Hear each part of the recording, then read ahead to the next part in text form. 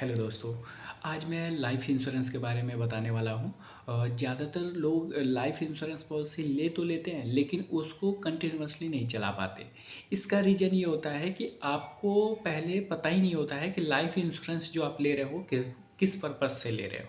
क्योंकि देखिए बहुत सारे मार्केट में कंपोनेंट है, बहुत सारी चीज़ें भी हैं, लेकिन आप वही परचेज करते हो जो आपकी नीड है, जिसकी आपकी नीड है। ठीक है। तो डेफिनेटली लाइफ इंश्योरेंस के बारे में भी आपका मतलब क्या प्लानिंग है पैसे को सेविंग को लेके, उसके अकॉर्डिंग आप अपने लाइफ इंश्योरेंस जो प्रोडक्ट है उसको आप सेलेक्ट कर सकते हैं।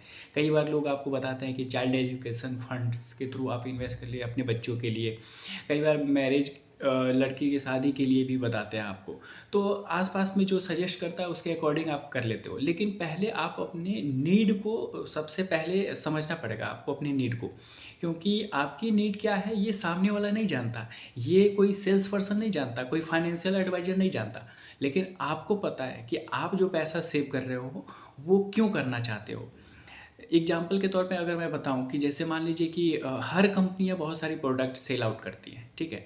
सबका यही फंड होता है कि आप एक अमाउंट पे करते हो, अमाउंट पे करने के बाद आप टाइम डिसाइड करते हो कि कितने टाइम तक आप पे करना चाहते हो, ठीक है। दूसरा चीज़ क्या होता है कि एक पॉलिसी टर्म हो जाती है कि इस इतने टाइम तक आपको क्या होगा कि रिटर्न मिल जाएगा, चाहे किसी भी इन्वेस्टमेंट प्लान के थ्रू आप इन्वेस्ट कर रहे हो, ठीक है। तो मेरा कहने का मतलब ये है कि सबसे पहले आप अपने नीड को कैसे समझ सकते हो, कैसे समझोगे कि आपकी रिक्वायरमेंट क्या है। ये आपको पता होगा कि आप जो पैसा सेव कर रहे हो लड़की की शादी के लिए करना चाह रहे हो या बच्चों की पढ़ाई के लिए करना चाह रहे हो। अब इसमें क्या होता है कि देखिए जो भी इंश्योरेंस होता है ना, उसमें क्या होता है कि सबसे पहले आपको समझना पड़ेगा कि एक मनी बैक हो गया। मनी बैक क्या होता है कि एक रेगुलर इंटरवल पे आपको पैसा मिलना शुरू हो जाता है, ठीक है। एक होता है कि एंडोनमेंट प्लान होता है जिसमें एक ही साथ आपको पूरा पैसा मिलेगा, ठीक है। एक चीज़ मार्केट भी प्लान होता है। तो जैसे आपके पास कम टाइम है और फिर आप पैसा इन्वेस्ट करना चाहते हो, इंश्योरेंस लेना चाहते हो अपने लाइफ कवर के साथ साथ में, इन्वेस्टमेंट जो करना चाहते हो, तो उसमें आप मार्केट प्लान आप ले सकते हो, ठीक है।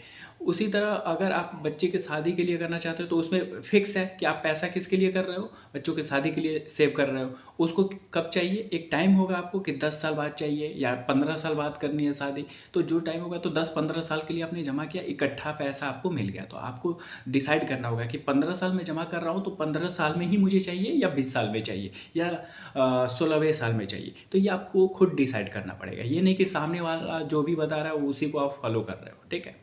ये अगर आप पहले डिसाइड कर लोगे तो डेफिनेटली जो है आपकी जो पॉलिसी है वो बीच में लैप्स नहीं होगी, ठीक है। और पहला चीज़ क्या है कि जैसे आप चाहते हो कि आपकी सैलरी के अकॉर्डिंग, आपके मंथली एक्सपेंसेस के अकॉर्डिंग कितना आप इन्वेस्ट कर सकते हो ये आपको पता है। तो डेफिनेटली उतना ही अमाउंट आपको इन्वेस्ट करना चाहिए ताकि उसको आप कंटिन्यूअसली कर पाओ। होता क्या है कि आप जो है आप दूसरे वाले के कहने में कितने भी अमाउंट का आप इन्वेस्ट करना शुरू कर देते हो, लेकिन एक टाइम के बाद क्या होता है कि आप मंथली बेसिस पे उसको दे नहीं पाते हो या ईयरली बेसिस पे नहीं दे पाते हो। तो उसमें क्या होगा, वो बर्डन होता जाएगा, फिर आप बंद कर दोगे तो आपका लॉस होगा, ठीक है। क्योंकि ये कॉन्ट्रैक्ट होता है, जो भी आप लाइफ इंश्योरेंस करते हो तो उसमें ये कॉन्ट्रैक्ट होता है आपके और कंपनी के बीच में। तो डेफिनेटली ब्रेक होगा तो आपके पास पैसे का लॉस है। और भी कोई जानकारी आप लेना चाहते हो लाइफ इंश्योरेंस के बारे में तो डेफिनेटली आप मुझे ईमेल के थ्रू और मैं व्हाट्सएप के थ्रू जुड़ सकते हैं। मुझे खुशी होगी आपकी मदद करने में। Thank you so much.